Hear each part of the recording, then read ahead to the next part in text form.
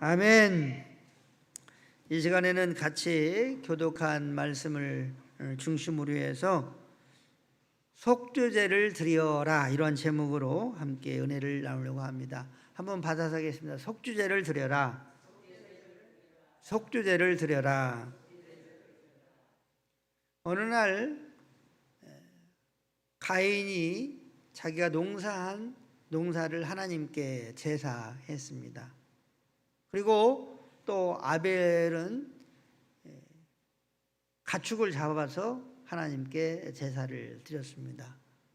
그런데 하나님은 가인의 제사는 받지 아니하시고 아벨의 제사는 받으셨습니다. 그런데 히브리서에 보면 이 두 사람의 제사를 평가하기를 아벨은 믿음으로 제사를 드렸다. 다시 말하면 가인은 믿음 없이 제사를 드리고 아벨은 믿음으로 예배를 하나님께 드렸기 때문에 하나님이 가인의 제사는 받지 아니하시고 아벨의 제사만 받으셨다고 하는 사실을 알 수가 있습니다. 이렇게 가인이 하나님으로부터 드린 그 제사를 하나님이 받으시지 않자 가인은 동생 아벨을 들로 끌어내서 돌로 쳐 죽였습니다. 예배에 실패한 인생의 삶의 모습을 나타내고 있는 거죠. 가인은 그래서 최초의 살인자가 되었습니다.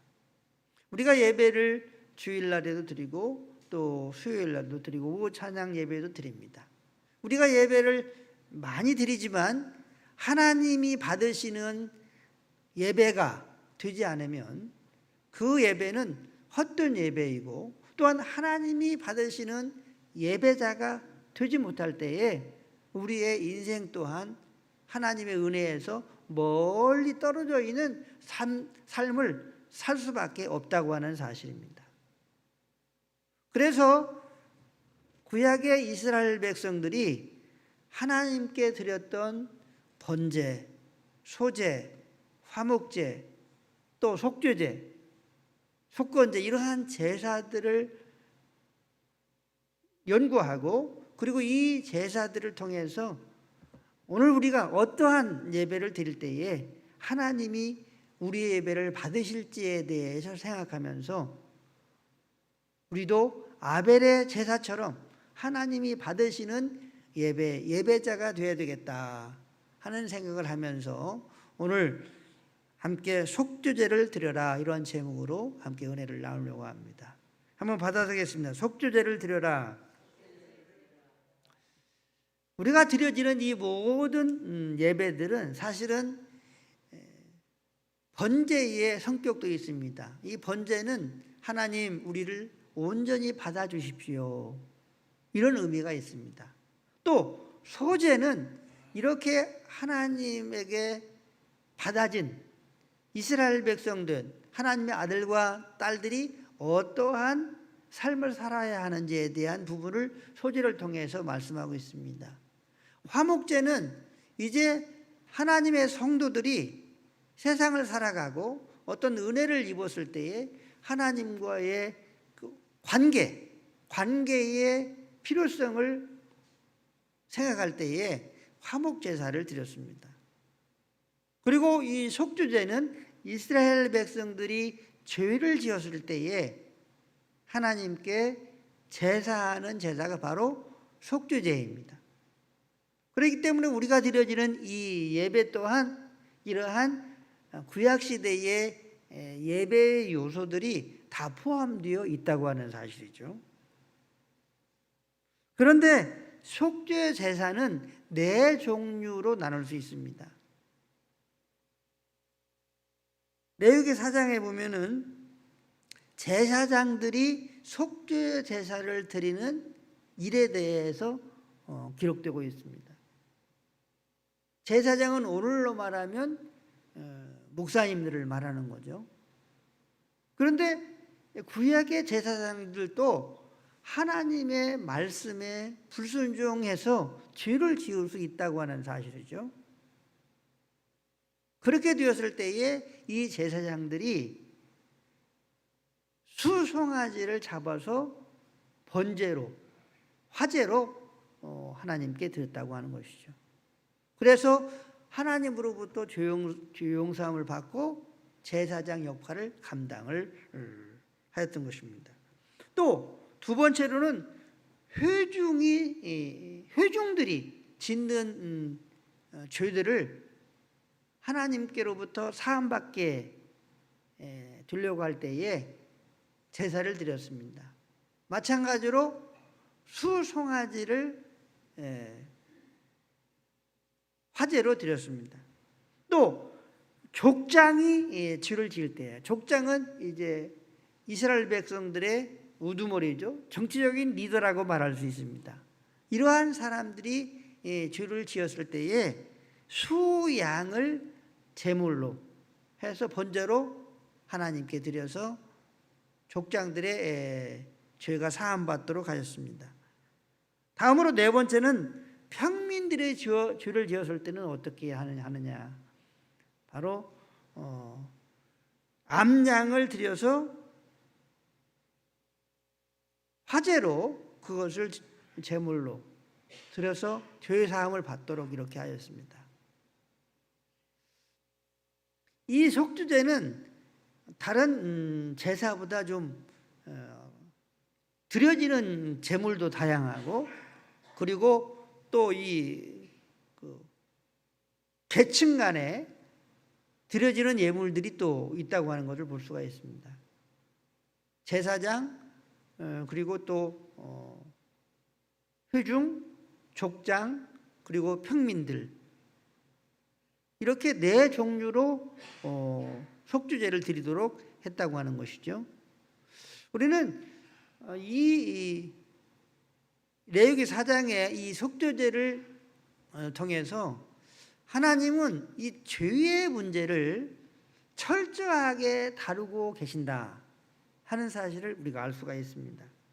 한번 받아쓰겠습니다. 하나님은 죄의 문제를 철저하게 다루신다. 할렐루야. 그러니까 이 이스라엘 백성들의 이 죄를 철저하게 다루신다 하는 사실을 알 수가 있습니다.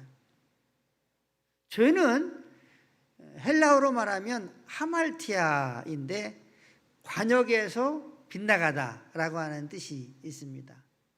다시 말하면 하나님의 뜻과 의도에서 벗어난 것이 죄입니다.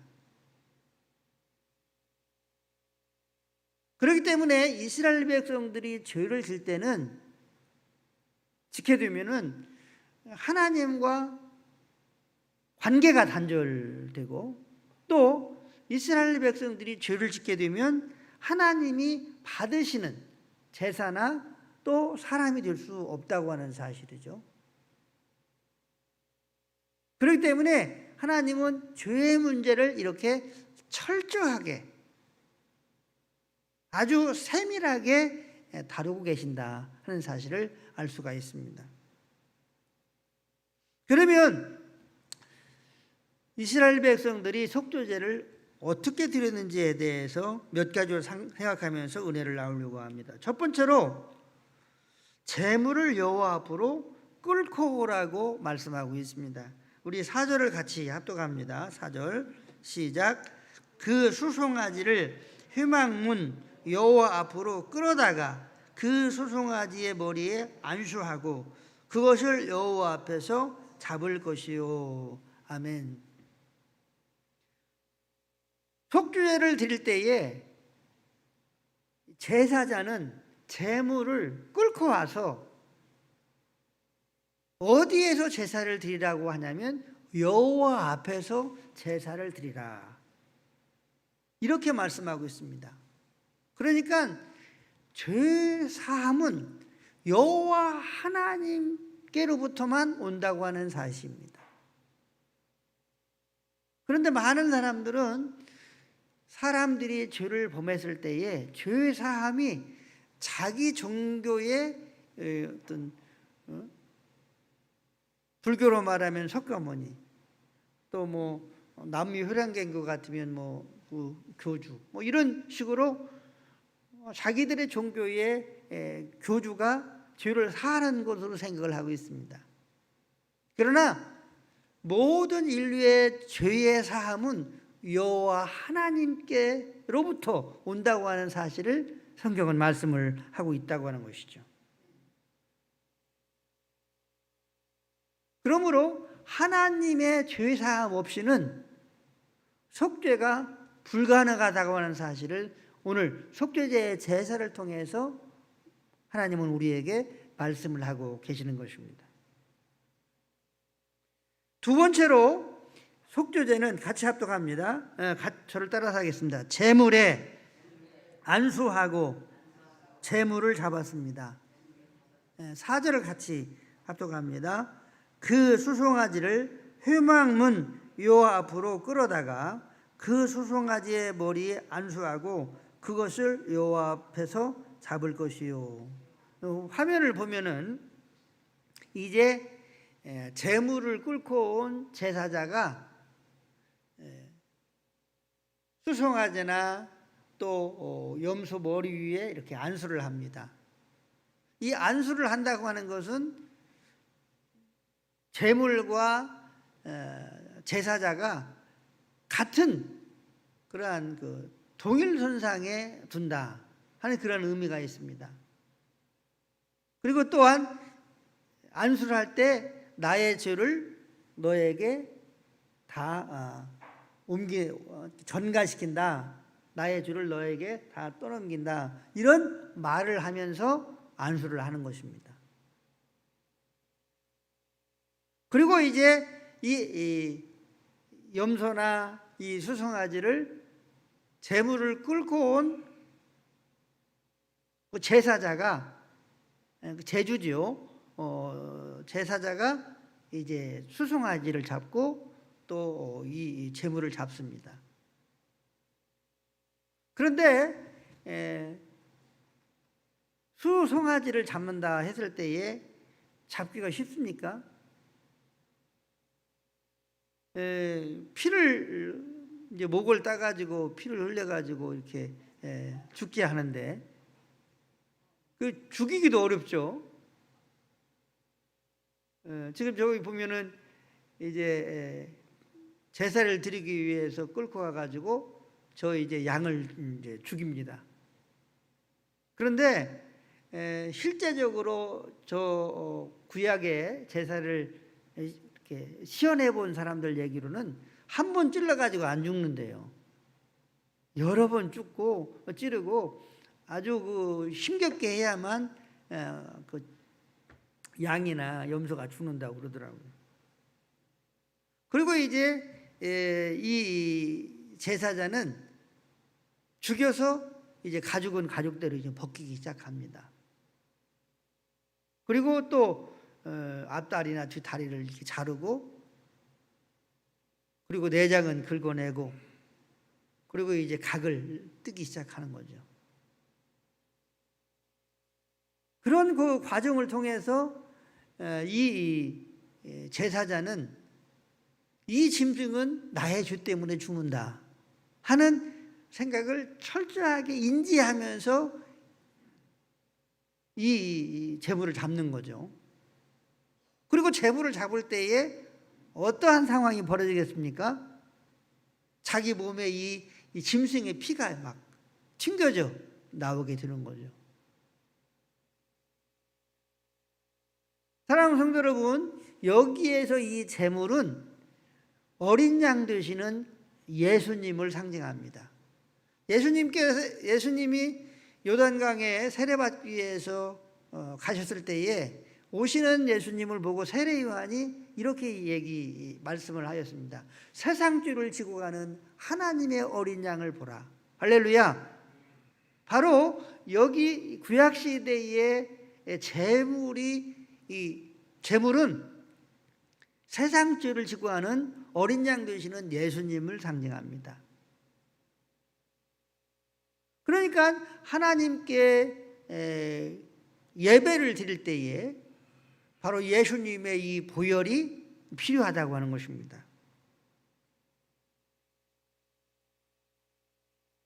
그리고 우리가 예배를 하나님께 드릴 때에 구약 시대에 이 제사자가 자기의 죄 때문에 이 제물이 죽고, 그리고 이 피들이 자기의 몸에 묻혀지고, 그런 것처럼 예수님께서 흘리신 보혈을 믿음으로 바라보면서 예수님의 나의 죄와 허물 때문에 고난을 받으셨지. 예수님께서 나의 죄 때문에 또한 멸시를 받으셨지. 매 맞으셨지. 피 흘리셨지. 나의 죄 때문에 십자가에서 죽으셨지. 이러한 사실을 믿음으로 바라보면서 고백하면서 예수 그리스도의 십자가의 보혈의 은혜를, 그 예수 그리스도의 보혈을 우리의 심령에 범벅이 되도록 발라야 되고, 이 예수 그리스도의 십자가로 말미암는 이 죄사함의 은혜를 철저하게 인지하면서 예배로 나아갈 때에 이 예배를 하나님이 받으시는 줄로 믿으시기를 바랍니다.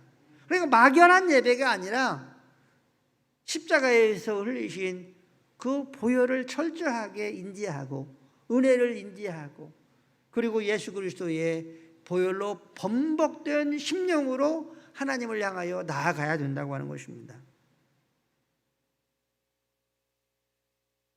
우리 보혈을 지나 하나님 품으로 함께 한번 부르도록 하겠습니다.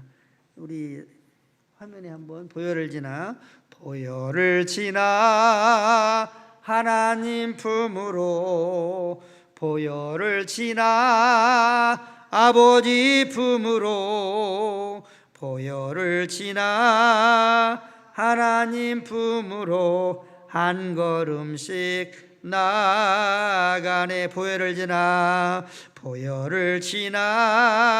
하나님 품으로, 보혈을 지나 아버지 품으로, 보혈을 지나 하나님 품으로 한 걸음씩 나아가네. 존귀한 주 보혈이 내 영을 새롭게 하시네. 존귀한 주 보혈이 내 영을 새롭게 하네. 할렐루야.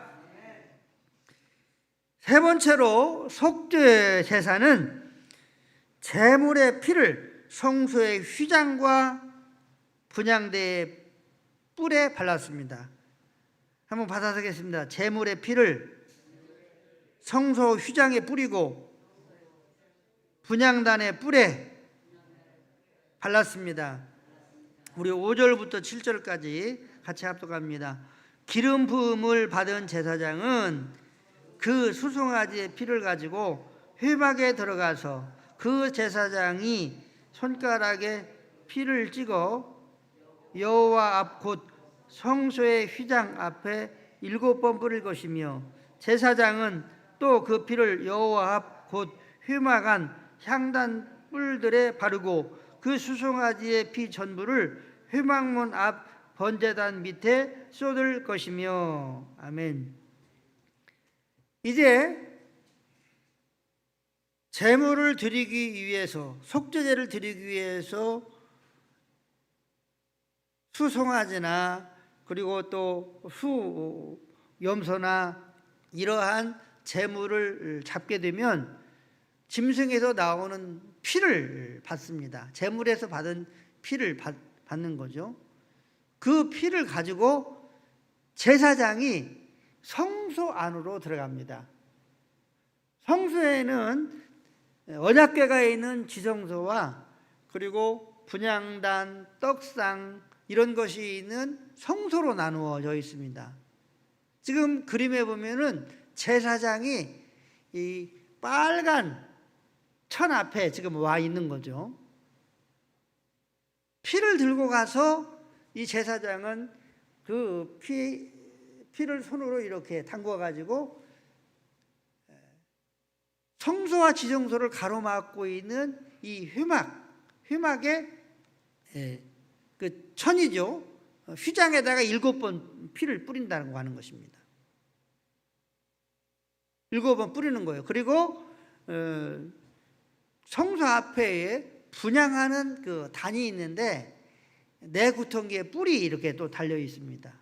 그러니까 향으로 항상 이렇게 피워서 올라가도록 한 것이죠. 그 휘장 앞에 거기에 피를 바르라고 말씀하고 있어요. 이 말씀은 어떤 의미냐면 우리가 하나님 앞에 예배하러 나아갈 때에 반드시 예수님의 피가 뿌려져야 된다고 하는 것입니다. 예수님의 피를 통해서만 하나님께 갈 수 있고 예수님의 피를 통해서만 예배를 받으신다고 하는 것입니다. 기도도 마찬가지입니다. 휘장 앞에 있는 이 분향단은 이 향을 계속 24시간 피워 올립니다. 그런데 요한계시록에 보면 성도들의 기도가 어떻게 올라가느냐, 향연이 뒤어서 보좌에 계시는 하나님 앞에, 보좌에 계시는 예수님에게 올려진다고 말씀하고 있습니다. 그렇기 때문에 성도들이 기도할 때에 바로 예수 그리스도의 보혈이 필요하다고 하는 거죠. 그러니까 철저한 교회사함과 함께 예수 그리스도의 보혈의 은혜를 덧입고 기도하며 나아갈 때에 그 기도를 하나님이 받으신다고 하는 사실입니다.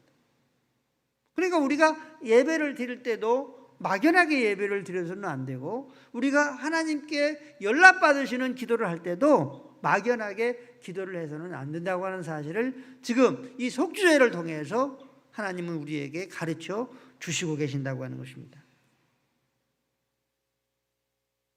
히브리서 10장 19절 20절을 같이 합독합니다. 히브리서 10장 19절 20절 시작.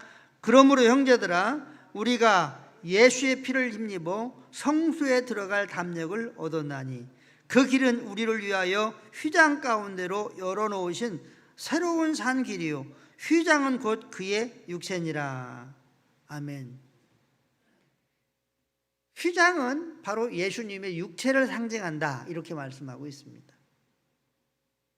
다시 말하면 예수 그리스도의 이 십자가의 길을 통해서, 예수 그리스도께서 흘리신 보혈을 통해서 언약궤, 하나님이 계시는 그 보좌에 나아갈 수 있다고 하는 것입니다.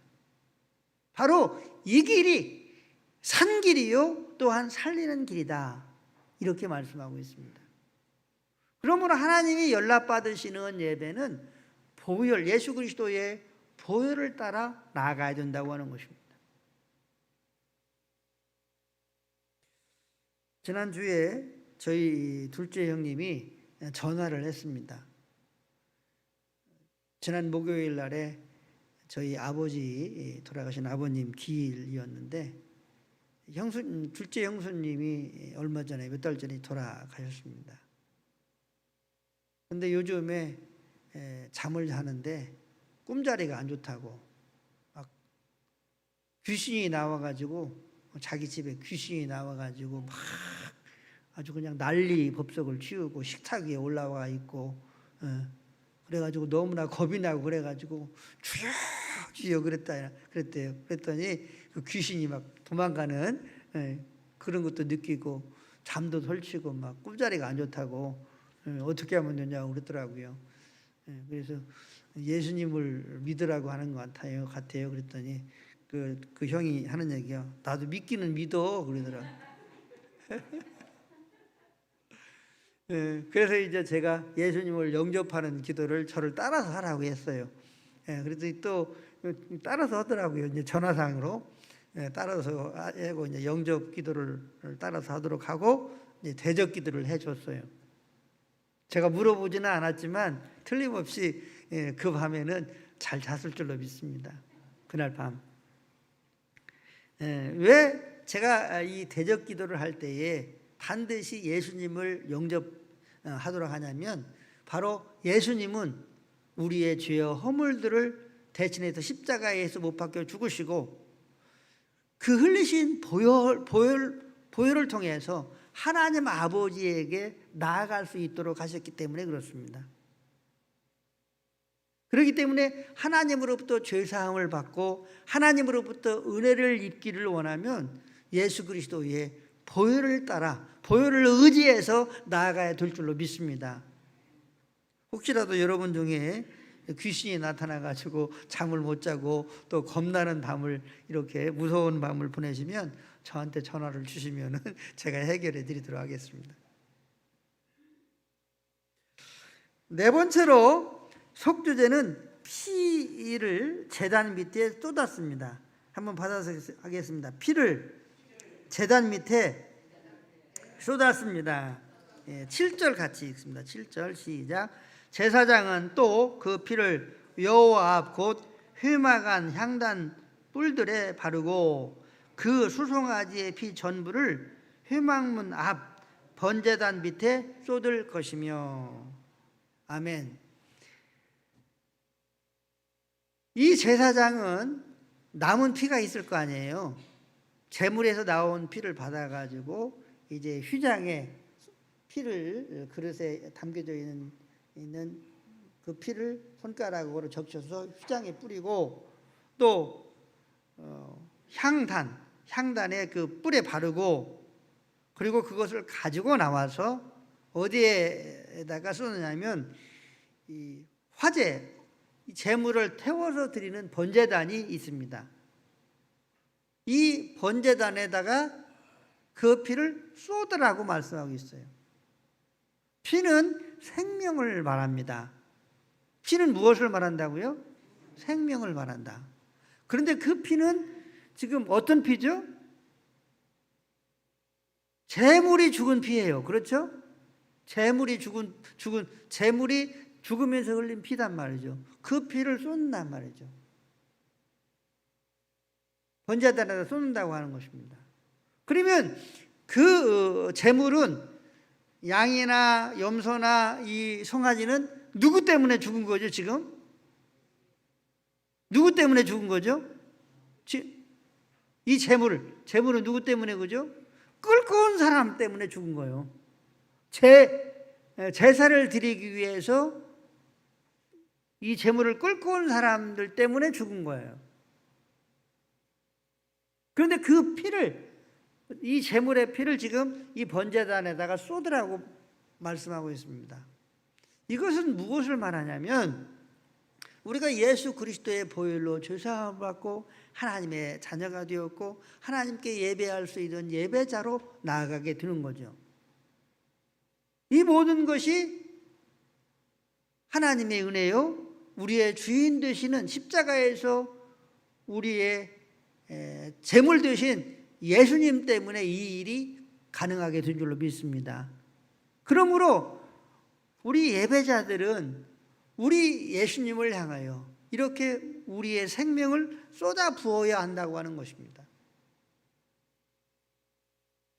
다시 말하면 하나님 아버지께 내 자신을 드리는 것입니다. 우리 주인 되시는 예수님에게 내 생명을 드린다고 하는 것입니다. 한번 받아서 하겠습니다. 주여, 내 생명도 예수님에게 드립니다. 이렇게 고백을 하면서 나아가는 것이 속죄제 예배라고 말씀하고 있어요. 그러니까 하나님이 받으시는 이 예배는 그냥 길 가는 사람이 들어와 가지고 예배를 드리는 이 예배는 하나님이 받으시는 것이 아니에요. 어떤 예배를 받으시느냐? 하나님의 백성들, 이스라엘 백성들이 하나님의 말씀을 쫓아서 드릴 때에 그 예배를 하나님이 받으시는 줄로 믿으시길 바랍니다. 그렇기 때문에 우리가 십자가의 그 은혜를 입고 하나님 보좌 앞에 나아갈 때에 하나님이 받으신 예배를 드릴 때에 주님, 나의 생명도 주님께서 나를 대신해서 죽으셨기 때문에 나의 생명도 예수님에게 드립니다. 할렐루야. 이렇게 우리의 생명을 쏟아 부으면서 하나님 앞에 나아가는 예배, 이 예배를 하나님이 받으신다고 하는 것이에요. 그러니까 우리가 예배를 쉽게 그냥 와가지고 오셔가지고 쉽게 예배를 드리는 경향성이 사실은 있어요. 그런데 구약 시대의 이 제사를 생각하면서 오늘 우리가 신약 시대에 예배를 드릴 때에 굉장한 그러한 어떤 그 무게를 가지고 이 예배를 드려야 된다고 하는 사실을 우리가 알 수가 있습니다.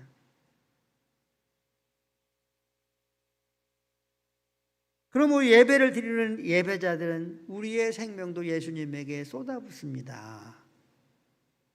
이런 고백을 해야 된다고 하는 거죠.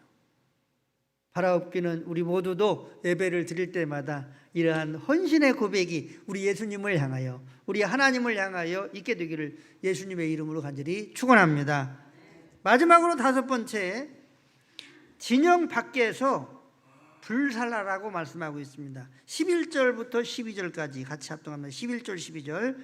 그 수송아지의 가죽과 그 모든 고기와 그것의 머리와 정강이와 내장과 똥 곧 그 송아지의 전체를 진영 바깥 재버리는 곳인 정결한 곳으로 가져다가 불로 나무 위에서 사르되 곧 재버리는 곳에서 불사를 지니라. 아멘. 이 말씀은 무슨 말씀이냐면 이제 그 나머지 가죽이 있잖아요. 그리고 이제 고기가 있고 또 머리 또 그 몸, 살 이런 전체가 있잖아요. 이 전체를 번제단에서 태워서 드리지 말고 그것을 밖으로 가지고 나가라는 거예요. 그러니까 이스라엘 백성들이 살고 있는 이 진 밖으로 가지고 나가라는 거죠. 그리고 어디에서 그것을 불로 살으라고 하냐면 죄를 버리는 그곳에서 나머지 것을 다 불살라서 드리라. 이렇게 말씀하고 있습니다. 이 말씀은 무슨 말씀이냐면 예수님 자신이 영문 밖에 이스라엘 백성들이 살고 있는 성 밖에서 골고다 언덕에서 십자가에 못 박혀 죽으셨잖아요. 이것을 지금 상징하고 있는 것입니다.